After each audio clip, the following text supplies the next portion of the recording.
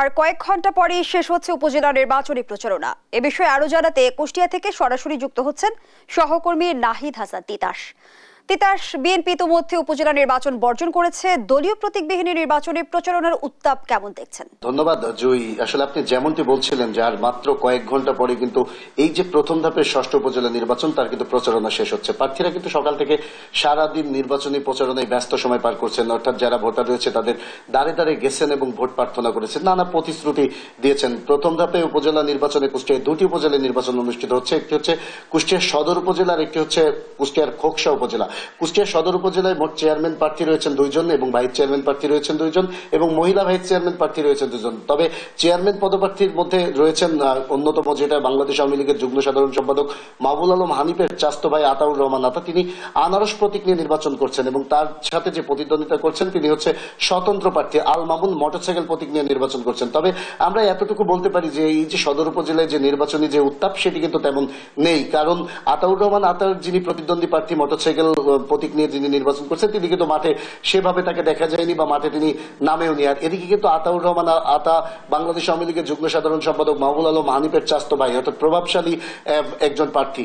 তবে এক প্রকার বলাই যায় যে বিনা প্রতিদ্বন্দ্বিতায় এবং এক প্রকার কোন ধরনের বাধা ছাড়াই কিন্তু তিনি জয়ের দ্বার প্রান্তে পৌঁছাই গেছেন। আর এদিকে যদি আমি বলি আরেকটি হচ্ছে খোকসা উপজেলা, এখানে কিন্তু বিএনপি না আসলেও হাড্ডাহাড্ডি লড়াইয়ের আভাস মিলেছে। অর্থাৎ এখানে 6 জন চেয়ারম্যান প্রার্থী রয়েছে এবং 4 জন মহিলা ভাইস চেয়ারম্যান রয়েছে এবং 6 জন পুরুষ ভাইস চেয়ারম্যান প্রতিদ্বন্দ্বিতা করছেন। তবে এর মধ্যে মূল প্রতিদ্বন্দ্বিতা চেয়ারম্যান প্রার্থী হচ্ছেন আওয়ামী লীগেরই 3 নেতা, অর্থাৎ একজন রয়েছেন হচ্ছে বাবুল আক্তার, বর্তমান চেয়ারম্যান তিনি উপজেলা আওয়ামী লীগের সভাপতি এবং এছাড়াও জেলা আওয়ামী লীগের সভাপতি সদরউদ্দিন খানের ভাই রয়েছে রহিমউদ্দিন খান, এছাড়াও উপজেলা আওয়ামী লীগের যুগ্ম সাধারণ সম্পাদক শান্ত রয়েছেন। অর্থাৎ এই যে আওয়ামী লীগের 3 জন প্রার্থী রয়েছে, 3 জন প্রার্থী কিন্তু শক্ত প্রতিদ্বন্দ্বী, অর্থাৎ হাড্ডাহাড্ডি লড়াইয়ের আভাস মিলছে এই উপজেলায়।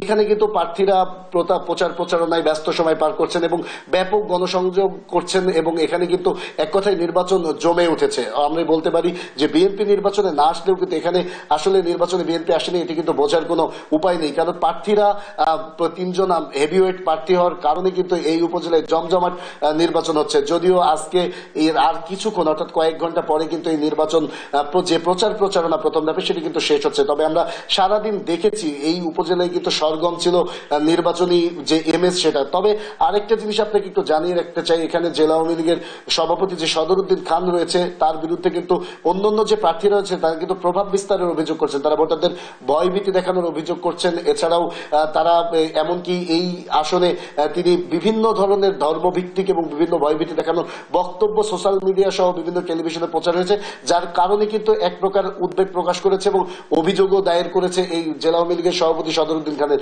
বিরুদ্ধে। সর্বশেষ আমি এতটুকুই বলতে পারি যে আর কিছুক্ষণ পরে এই যে নির্বাচনী যে প্রচারণা শেষ হচ্ছে, এই প্রচারণা সদর উপজেলায় তেমন কোনো নির্বাচনী উত্তাপ না থাকলেও কিন্তু খোকসা উপজেলায় চরম প্রতিদ্বন্দ্বীর মধ্য দিয়ে প্রথম ধাপে যে উপজেলা নির্বাচন সেটি অনুষ্ঠিত হতে যাচ্ছে। এই ছিল কুষ্টিয়া থেকে উপজেলা নির্বাচন প্রচারণার সর্বশেষ খবর। জয়। ধন্যবাদ জানাচ্ছি আপনাকে। দর্শক, কুষ্টিয়া থেকে শেষ মুহূর্তের প্রচারণার খবরাখবর নিয়ে যুক্ত ছিলেন সহকর্মী নাহিদ হাসান তিতাস।